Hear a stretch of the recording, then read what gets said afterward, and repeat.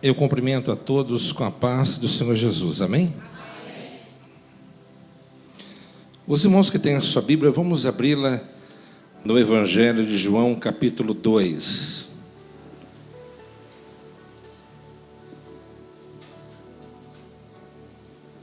Do versículo 9 ao versículo 10.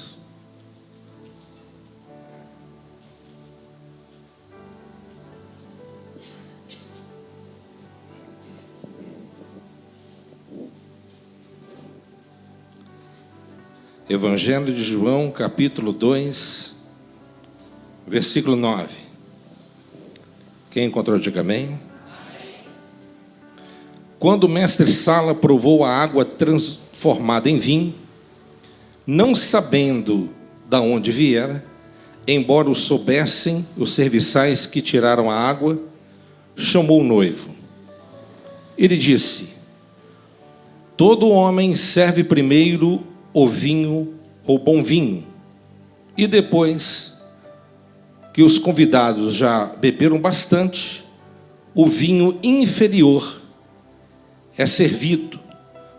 Tu, entretanto, guardaste o bom vinho até agora. Amém? Vamos ler juntos esse mesmo versículo, versículo 10. Vamos lá? E lhes disse: todo homem serve primeiro o bom vinho, e depois que os convidados já beberam bastante, o vinho inferior é servido. Tu, entretanto, guardaste o bom vinho até agora. Amém? Pode tomar o seu assento.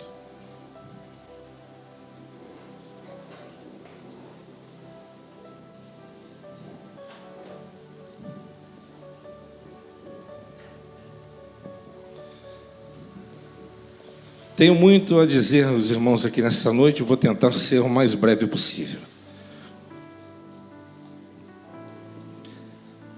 Meus irmãos, estamos aqui diante de uma passagem onde retrata aqui o primeiro milagre do Senhor Jesus.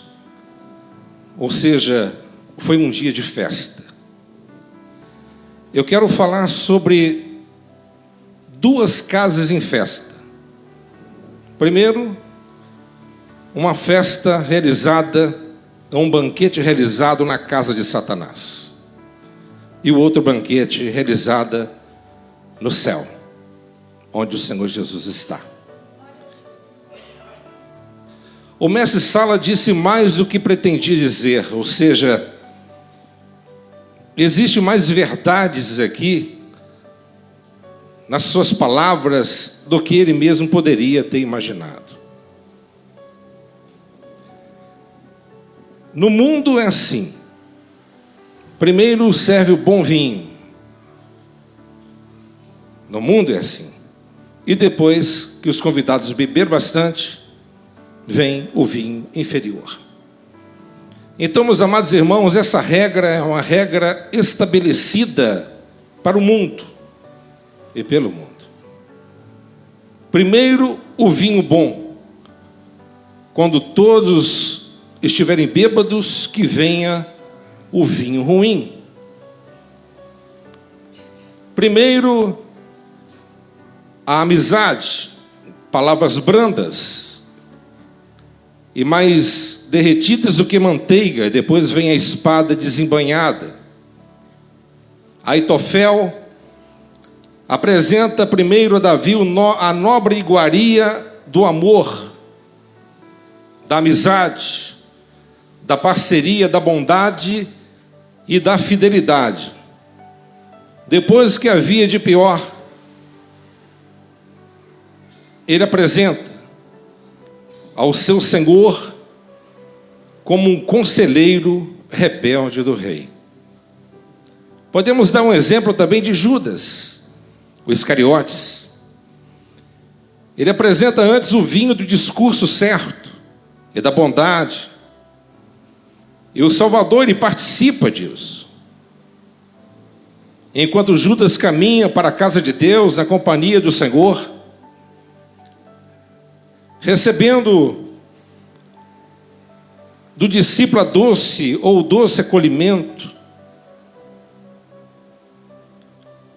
e ouvindo os seus belos conselhos, depois vem a borra do vinho, onde ele se levanta contra o mestre e o trai, como está escrito na palavra: aquele que comia do meu pão virou-se contra mim o seu calcanhar. Então aqui Judas, como exemplo, ele demonstra o bom vinho, a boa face. Depois ele traz então o vinho inferior, traindo aquele que ele dizia que amava. Eu tenho certeza que muitos de vocês já passou por isso. Muitas pessoas que você considerava como seus amigos, um dia lhes traíram. Jeremias 17:5 diz a Bíblia: maldito o varão que confia no homem e faz da carne o seu braço. Nós devemos confiar realmente no Senhor de todo o nosso coração, não tenha dúvida, pois não é exatamente isso que a vida muitas das vezes tem reservado para nós. Em nossa juventude ela traz para nós do melhor vinho.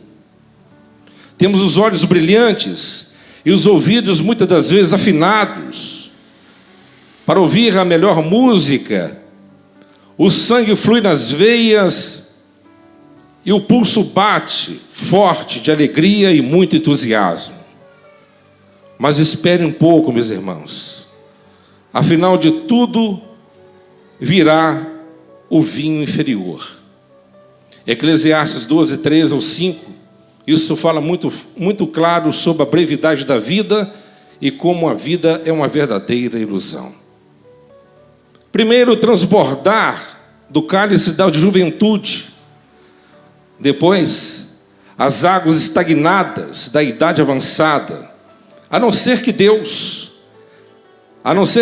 ele jogue naquela borra do vinho um sangue fresco da sua graça, do seu amor e da sua misericórdia. Nessa noite, meus irmãos, eu quero lhes apresentar duas casas em festa, como inicialmente eu disse. Para começar, nós vamos lançar aqui o nosso olhar de advertência na direção da festa que Satanás ele construiu. E apresenta muitos, e muitos o aceitam de bom grado, e muito menos esperam que, atrás de tudo isso, há um inferno lhe esperando, com tudo aquilo que eles plantaram e colheram. Eu quero apresentar aqui, imagine comigo aqui, uma casa em festa, e você chegando ali tem uma mesa muito linda e muito bem preparada. A mesa do devasso. A mesa do devasso, ela é ruidosa e alegre, está coberta de uma toalha vermelha e muito enfeitada. E todas as taças sobre ela parecem bastante brilhantes e até mesmo muito reluzentes. Muitos são aqueles que se sentam e são convidados para poder participar. E o salário de tudo isso é apresentado somente no final. No entanto, meus irmãos, você consegue, através da sua mente, imaginar um dono da festa chegando. Ele traz um sorriso gentil, porque nós, às vezes, imaginamos Satanás com uma carranca bem horrível. Mas a Bíblia diz, se for possível, ele vem como se fosse anjo de luz. Ele traz um sorriso gentil na sua face. Ele olha para você e diz assim: você consegue observar essa taça? E ele diz: essa taça é do prazer.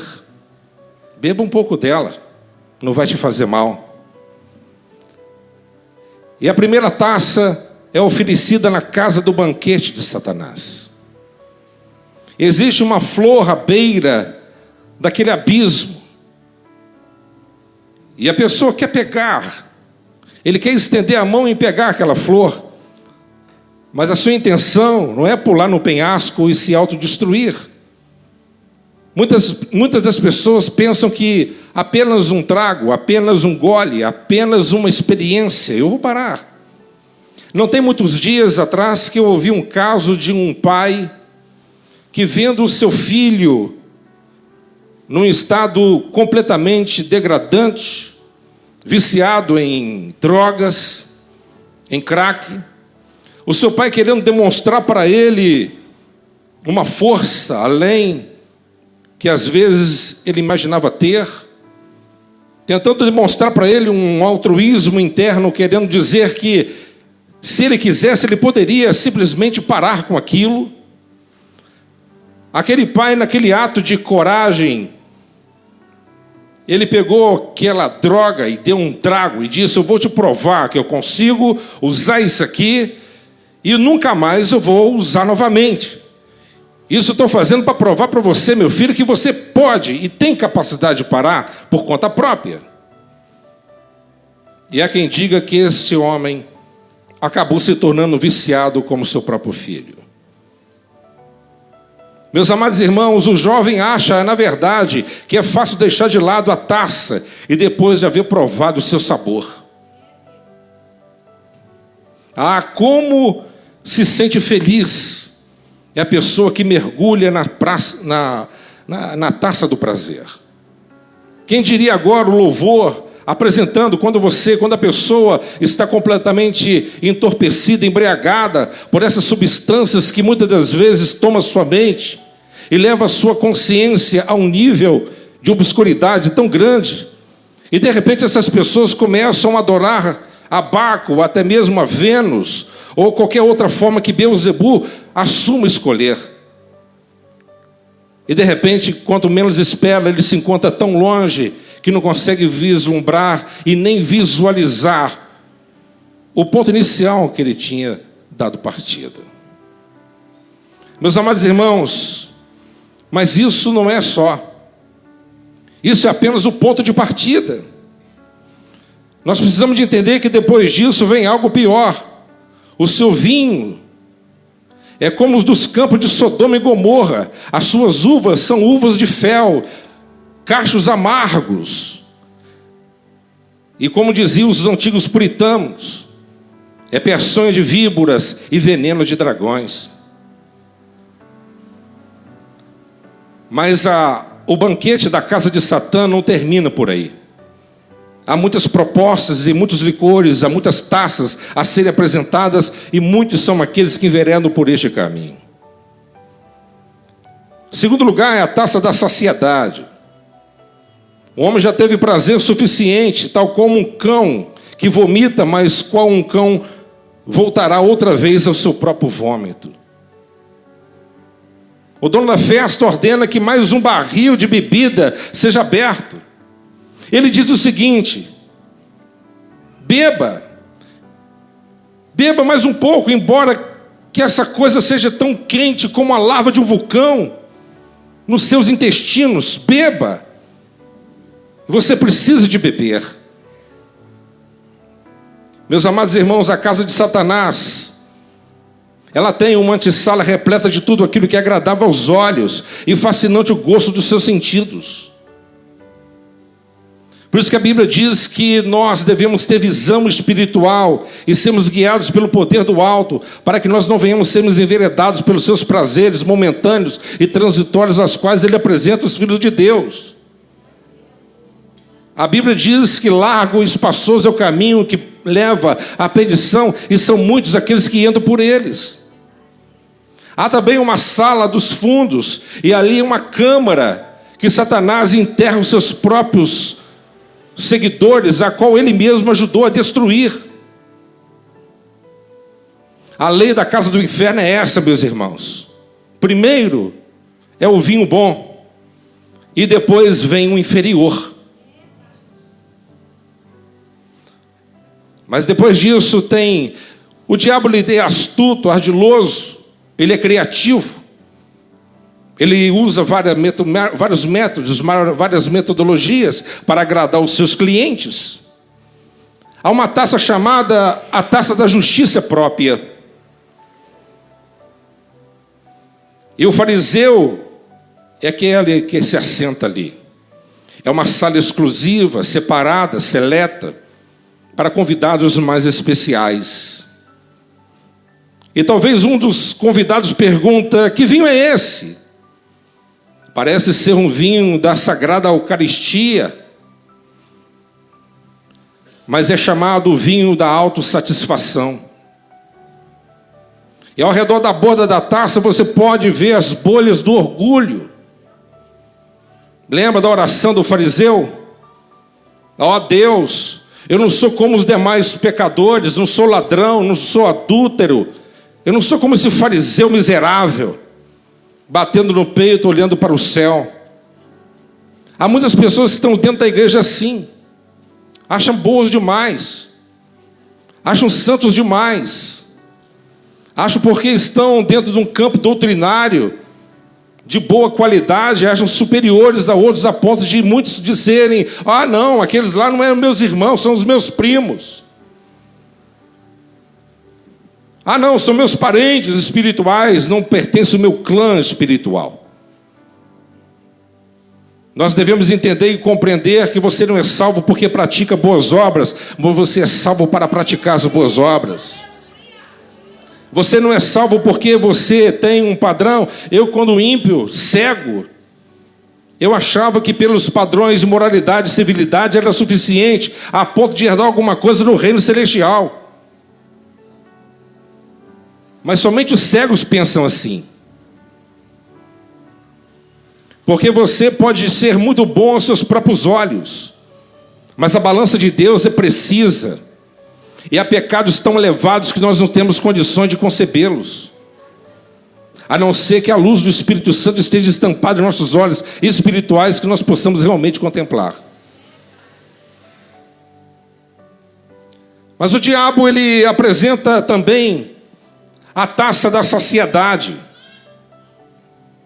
Meus amados irmãos, é coisa muito triste ver uma pessoa que muitas das vezes mergulhou no manto da promiscuidade, aproveitou de tudo e todos, mas agora encontra no seu coração um sentimento de descontentamento, de inquietação da mente. E muitos bebem essa taça depois da sua auto-justificação, ou autossatisfação. E nós devemos entender que o único que pode saciar a nossa alma é o Senhor dos Exércitos. Há muitas pessoas que são tão pobres que a única coisa que tem é dinheiro. E pode ser que talvez perto da sua casa uma pessoa tão humilde, tão pobre, que mora numa casa tão humilde que não pensa nem o que vai comer no próprio dia ou no dia seguinte. Não se importa nem como vai ser a sua morte. Deita no seu travesseiro da fé e da confiança e dorme pensando e clamando ao Senhor: Senhor, estou grato com tudo aquilo que o Senhor tem me dado. Enquanto muitos que tomam dessa taça do descontentamento podem ter em tudo, mas não têm o maior, que é o tesouro que Deus separou para aqueles que realmente o amam. Em quinto ponto, eu quero citar aqui o desalento diante da descoberta de estar perdido. Muitas das vezes o diabo apresenta uma taça do descontamento.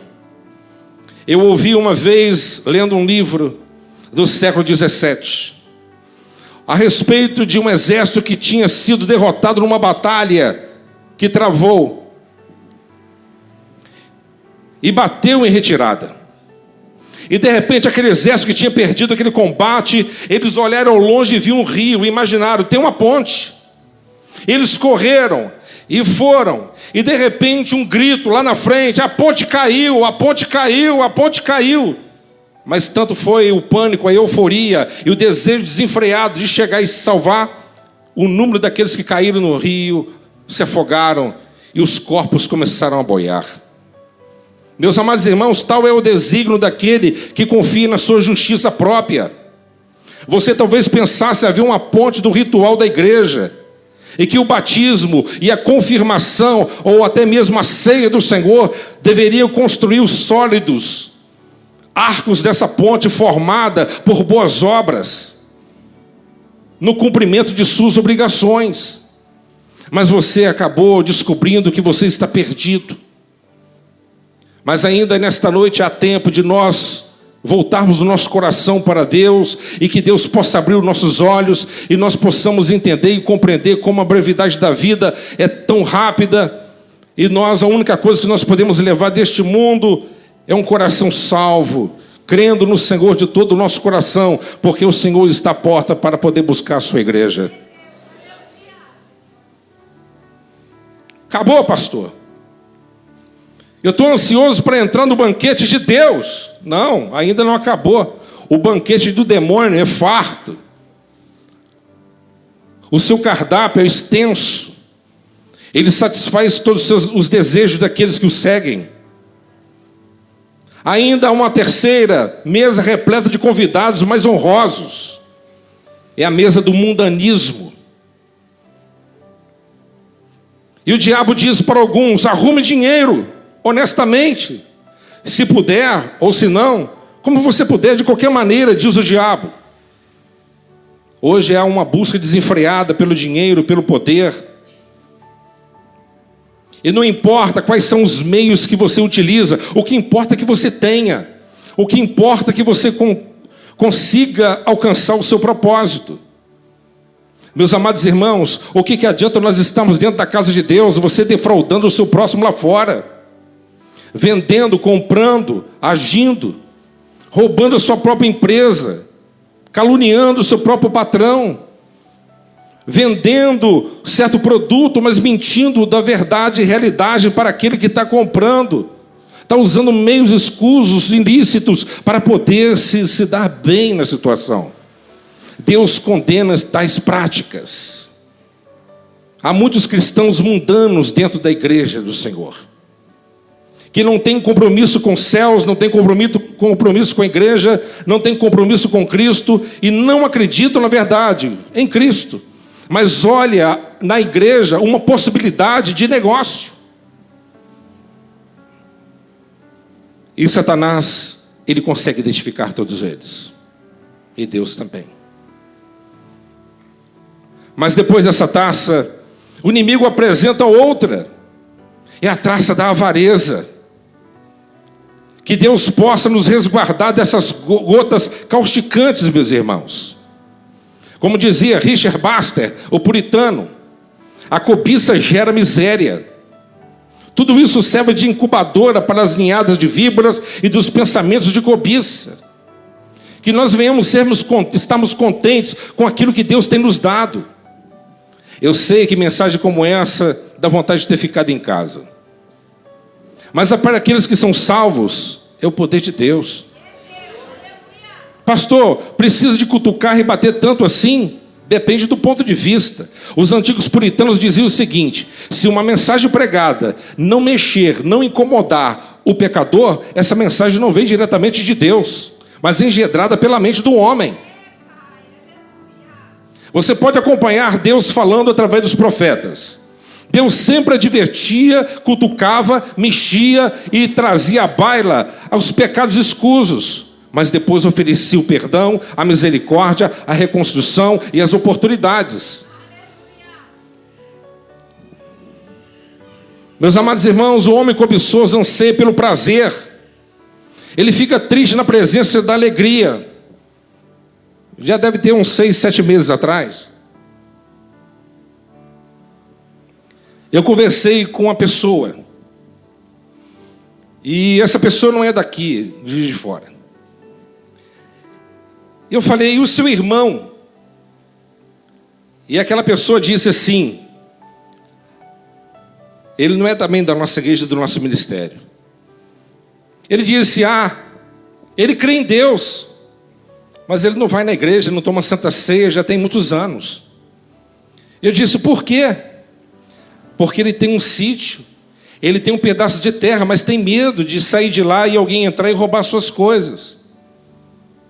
Eu disse para ela queria que eu fizesse uma visita a ele. Eu falei assim: eu poderia até fazer essa visita, Mas eu quero dizer, se ele não mudar de comportamento e não entender que as coisas nessa vida são transitórias, há pessoas que se corrompem com tão pouco. Há pessoas que se corrompem com tão pouca coisa insignificante. Por causa de um pedaço de terra, por causa de um carro, por causa do dinheiro, por causa de um conforto, por causa de qualquer outra coisa qualquer. Deixam Deus de lado. Será que nós não entendemos ainda pela palavra que aqueles que buscam ser ricos encontram também muitas perdições e muitas tentações?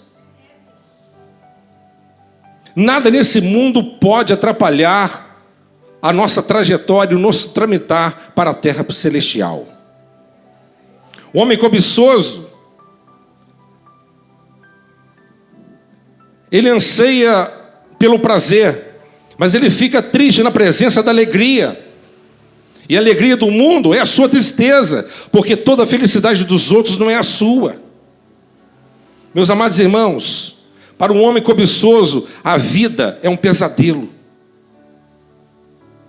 Eu ouvi um homem bilionário, há poucos meses atrás, dar uma entrevista. E o repórter perguntou a ele assim: qual é o seu maior prazer? Ele disse: o meu maior prazer é ver os dividendos caindo na minha conta. Porque afinal de contas, eu ganho um pouco mais de R$1 milhão por dia.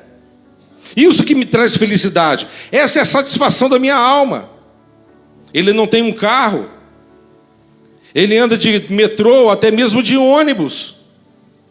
Ele usa roupas velhas e costura suas roupas. É um avarento. O cobiçoso, a vida dele é um verdadeiro pesadelo. Está construindo a sua casa sobre a areia. Meus amados irmãos, um homem que vive só para ganhar dinheiro é como estar no meio do inferno. Imagine Mamon derramando ouro derretido. Essa frase não é minha, mas é dos antigos puritanos, por melhor dizer, Richard Baxter. Ele disse fazendo uma metáfora, dizendo o seguinte: imagine Mamon derramando ouro derretido em suas gargantas. E os demônios zombadores dizendo: não é isso que você queria? Beba, beba, até que seus intestinos venham a ser completamente derretidos. Meus amados irmãos, a quarta mesa está posta em um canto bastante recluso, em uma seção à parte do palácio de Satanás. Eu estou correndo o máximo. A mesa ali é para os pecadores secretos. Eu quero perder um pouco de tempo aqui. Diz a Bíblia: as águas roubadas são doces, e o pão comido às ocultas é agradável. Provérbios 9:17. Como é bom comer esse bocado de pão sozinho. Há muitos pecados secretos. Há quantos homens honrados, homens que aos olhos da maioria são homens que têm uma reputação inquestionável.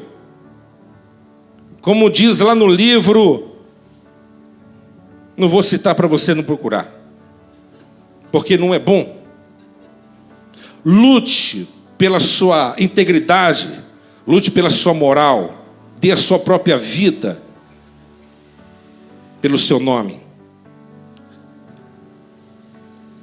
Mas a Bíblia diz que Charles Spurgeon acha que aqueles que guardam os seus pecados secretos é quase impossível em vida não serem descobertos. Mas ainda que consigam, um dia os seus pecados serão completamente desnudados.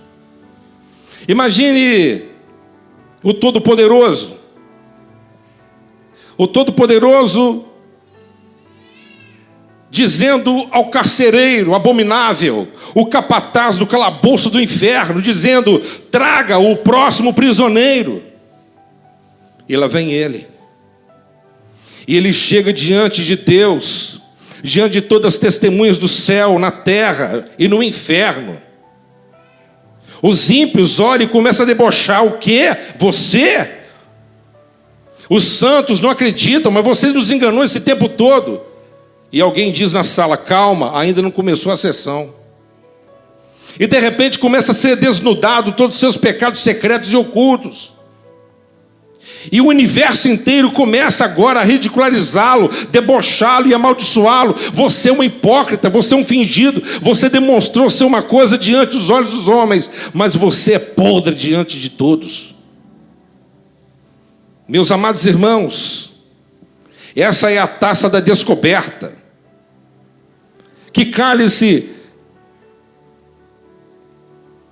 é esse que terá que beber? Esses que levam uma vida dupla.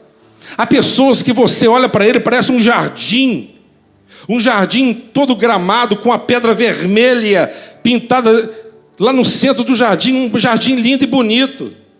Mas se você remover aquela pedra, você vai ver que debaixo dela tem insetos nojentos e repugnantes, que você talvez não suportaria em olhar para eles. Assim, muitas das vezes é o coração de muitos que se dizem cristãos, mas estão dentro da igreja alimentando seus pecados secretos. Não, ninguém sabe desse pecado. É só eu, aquela fulana e aquele fulano naquelas redes sociais. É só eu aqui nesse quarto, tem um monte de senha para poder abrir. Nenhum melhor hacker conseguirá encontrar esses vestígios abomináveis que eu tenho alimentado no meu coração. Mas você não consegue entender que o seu inimigo, ele tem olhos de lince e consegue detectar um encaixe da sua armadura. Você não consegue entender que o inimigo tem um poder da invisibilidade. Ele consegue ultrapassar fronteiras, barreiras do som e consegue estar em qualquer lugar. Ele não é como Deus, mas ele consegue locomover-se como na velocidade de uma luz. E sabendo também que aquele que está sentado no trono, os olhos que tudo vê, ele contempla todos os bons e maus simultaneamente, e ninguém poderá escapar das suas mãos. Eu vou ter que dar uma pausa até aqui, porque talvez vocês não suportariam, e nem eu. Mas eu quero entrar agora num outro banquete, o banquete do Salvador Jesus Cristo. Quem quer entrar comigo, diga glória a Deus. Eu disse inicialmente, Jesus, ele disse que foi servido primeiro o bom vinho e depois o inferior. Jesus é diferente. Ele oferece o inferior e depois o bom vinho. Amém, pessoal? Cristo começa com o pior vinho. Que é isso, pastor? O cálice da amargura, pobreza e da aflição. Lamentações 3,15. Meus amados, Lucas 14, 28, retrata que nós devemos calcular os custos. O Senhor não busca discípulos que vislumbrem com as primeiras aparências. Jesus, ele disse para aqueles que estavam seguindo ele: por que vocês estão me seguindo? Porque de 12 foram para 70. Jesus disse: eu sei por que vocês me seguem. Porque vocês estão em busca de pão, peixes, ou até mesmo um libertador para livrar vocês da mão dos romanos. Mas o que eu tenho para vocês é prisão, cadeia, dor, açoite, fome. E a Bíblia diz que aqueles 70 voltaram para trás, exceto os 12, porque foi motivado por uma palavra daquele que sempre ousava dar a primeira voz. E Pedro disse: para onde que nós iremos? Só o Senhor tem a palavra da vida eterna. Meus amados irmãos, não são poucos os filhos de Deus que descobrem que o primeiro vinho da mesa do Redentor é o da aflição, perseguição, até mesmo pobreza e necessidade. Nós não sabemos o que é isso. Nós falamos da grande reforma protestante e ficamos orgulhosos por isso, mas não sabemos o preço que isso custou. Nós não sabemos. Houve uma história de um homem manco e um cego que foram levados à fogueira da Inquisição. Aquele manco pegou a sua bengala, lançou longe. E ele disse para o seu amigo cego, que estava atado aqui para ser queimado, ele disse: meu amigo, daqui 1 hora Eu não estarei mais aqui e não serei mais manco, e você não será mais cego. Daqui uma hora estaremos no braço do nosso Redentor. Isso talvez seja um escândalo para muitos que aqui estão, que estão buscando ouro e prata e se regozijar ao máximo nesse mundo perdido e sem sentido. Nos tempos antigos, quando o melhor do povo de Deus estava na mesa, ele costumava servi-lo pior ainda. Andavam vestidos de peles de ovelhas e de cabras, necessitados e aflitos, maltratados, dos quais o mundo não era digno. Hebreus 11. O próprio João Batista, as roupas dele, assim como Elias, também o tisbita, era também feita de pele de camelo. Não tinha nem muito o que comer. Ele comia mel e gafanhotos, mas estava feliz de servir a Deus e ser fiel a Ele, mesmo morando em cima de um monte qualquer, ou até mesmo dentro de uma gruta ou uma caverna. Meus amados irmãos, depois do cálice da aflição, vem o cálice da consolação de Deus, e quão doce ele é. Com frequência, porém, eu acho que os filhos de Deus são muito semelhantes aos cruzados. Por quê? Ao dar início às suas jornadas, os cruzados tinham que abrir caminho no meio da luta em muitos quilômetros de território inimigo, marchando entre as linhas dos adversários. Assim somos nós que somos salvos. Nós temos que andar e tramitar no meio das linhas dos inimigos, lutar, e se for possível, dar nossas próprias vidas, porque nós sabemos que o que Deus tem preparado para nós, nada pode impedi-lo de ser concretizado.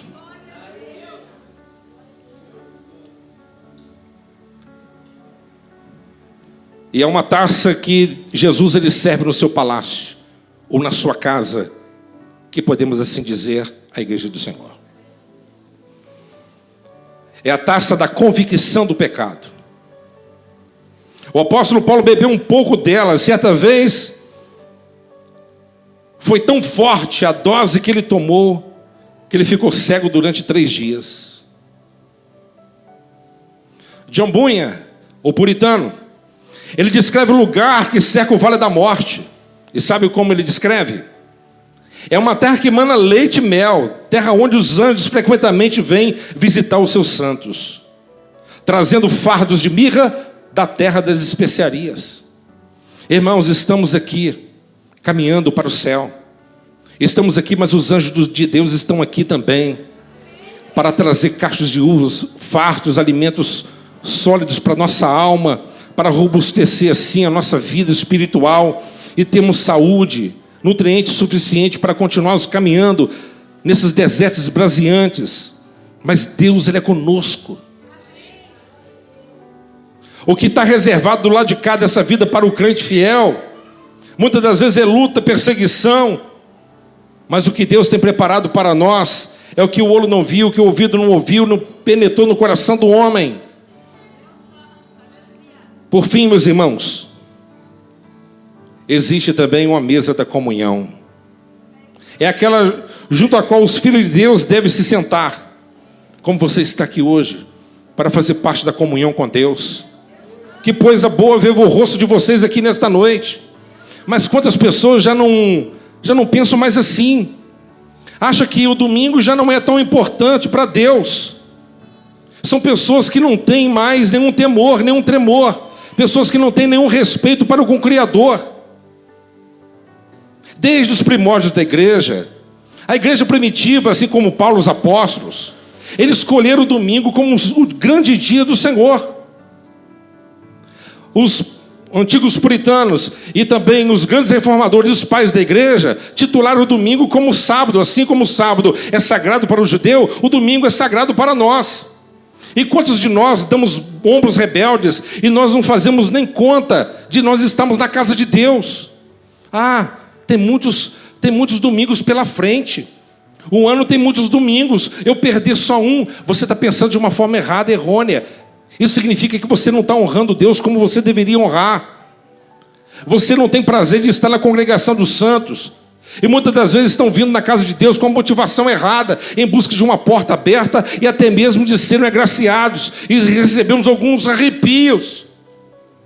Deus não está aqui hoje para fazer você arrepiar. Se fosse assim, Ele enviava aqui gelo ou neve para você se arrepiar. Quer arrepiar, entra dentro de uma geladeira, se você couber. Nós estamos aqui com um propósito. E qual o propósito de estamos aqui nessa noite? De adorar. Não é de falar mal do outro. Não é de criticar a igreja. Não é de criticar aquele que está trabalhando. Não. Nós estamos aqui para fazer negócios um com o outro, ver o rosto, por melhor que seja essa pessoa. Estamos aqui para prestar-lhe culto. Se a sua vinda da sua casa para cá não foi esse o objetivo principal, eu digo para você, talvez você perdeu o seu tempo. Melhor dizendo, você pode a partir de agora ganhar o seu tempo, reconsiderando todas as suas más atitudes e fazendo no seu coração um desejo ardente de reconciliar com Ele e prestar um culto ainda que esse culto termine.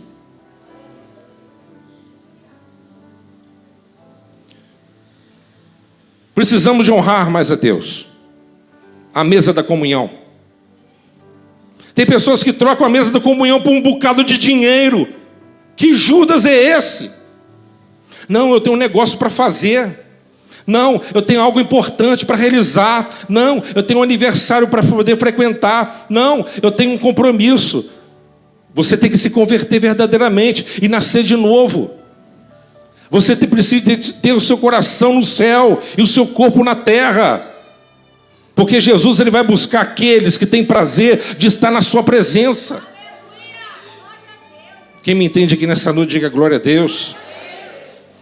Cabe-nos sofrer com Ele, caso contrário, não poderemos reinar com Ele. Devemos primeiro trabalhar com Ele. Eu disse trabalhar com Ele. Eu disse trabalhar com Ele. E o que você tem sido na casa de Deus? Um trabalhador? Não tem coisa pior para um pai, um filho inútil. Não tem coisa pior para um pai, um filho que não traz produtividade. Não tem uma coisa pior para um pai, um filho que não traz honra. Um filho inútil que não gosta de nada, não faz nada. Deus não tem filhos assim. Deus não tem filhos assim.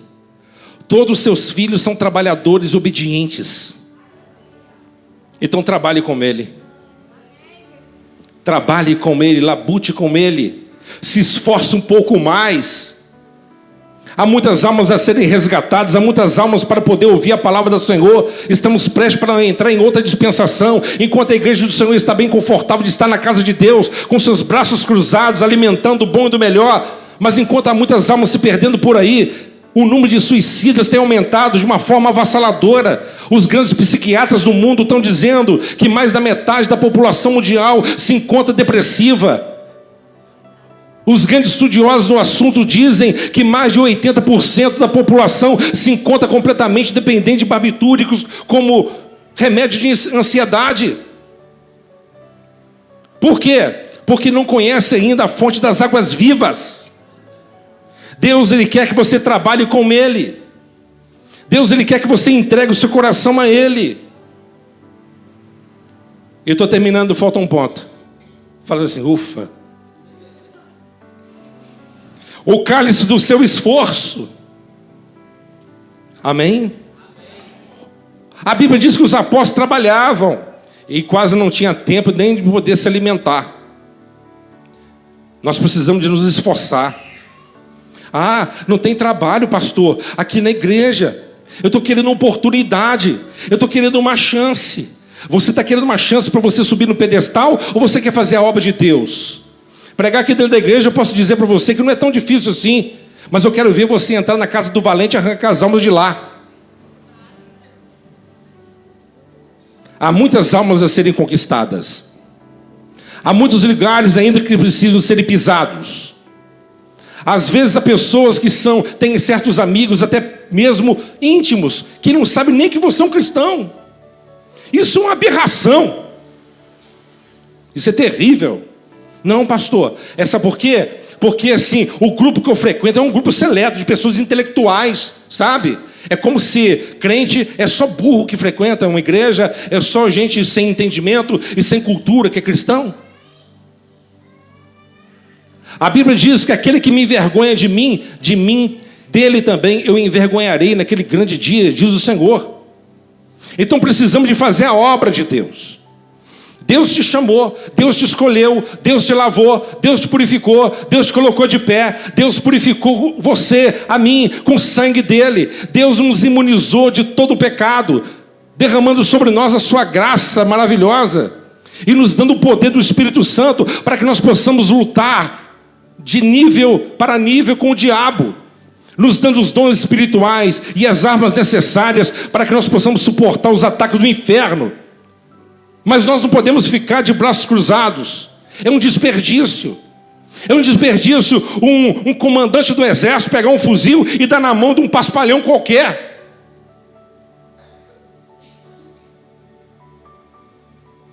É um desperdício. Agora, se Deus um dia confiabilizou em você alguma coisa, não tenha dúvida. Pastor, deixa eu quieto, comigo é diferente. Não, é eu com Deus aqui, meu amado. A árvore que não der fruto será cortada. Se você é árvore de Deus, não tenha dúvida, Deus ele requererá de você resultados. Então faz a obra de Deus.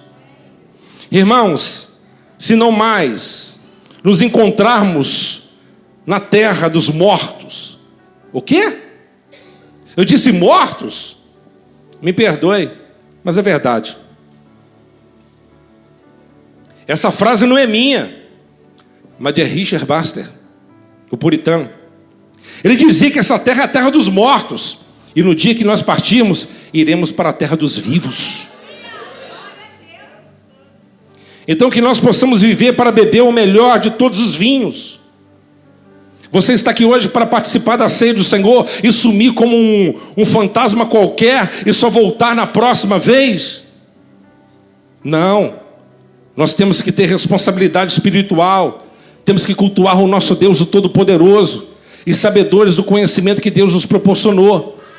Que o inimigo não está perdendo tempo, ele tem os seus banquetes, os seus prazeres, ele tem as suas propostas, e as suas propostas são vastas para poder atender o gosto mais apurado de seus clientes. Por isso, meus amados irmãos, não confie em si mesmo, não confie na sua justiça própria, não dê o lugar ao diabo. Os jovens querem viver uma vida de prostituição? Viva, mas a partir de hoje você não é mais inocente. Eu disse para um jovem, ontem, uma mensagem que eu mandei para um jovem que não é daqui. Eu disse para ele: você está em prostituição. Se você morrer hoje, você vai para o inferno, você e a sua companheira. Coloca a sua vida no altar, porque Deus não passa a mão nos adúlteros, Deus não passa a mão naqueles que se prostituem. Deus requer de nós um padrão de santidade, Deus requer de nós um posicionamento sério e fiel. Você tem vergonha de dizer para os seus amigos ímpios, mundanos, cujos seus pés estão correndo ávidos para a perdição eterna? Você tem vergonha de dizer para eles que você é um cristão? Você tem vergonha de dizer para eles que você realmente pertence ao céu? Tem orgulho. Tem orgulho porque o apóstolo Paulo não tinha vergonha de dizer, até mesmo os reis, Agripa, Festo. Ele pregou com grande autoridade, a ponto dele levantar e chamar sua esposa Berenice e disse para Paulo: você acha que você pode me convencer com suas poucas palavras? Ele teve que sair do recinto, porque senão se convertia, porque o poder do Espírito Santo estava sobre ele. Por isso, meus amados irmãos, nós não podemos atentar para as coisas dessa vida e atender o chamado de Deus, porque Deus ele quer que nós tenhamos um compromisso vivo, sincero e verdadeiro com Ele. Primeiro, o mundo te dá o bom vinho, depois o inferno, o inferior. Jesus te oferece qual? Amém? Jesus oferece o bom. É isso? Não. Jesus oferece o pior: sofrimento, luta. E depois vem o vinho, a glória de Deus. Amém, pessoal? Deus, Ele é poderoso. Amém? Vamos colocar de pé em nome de Jesus.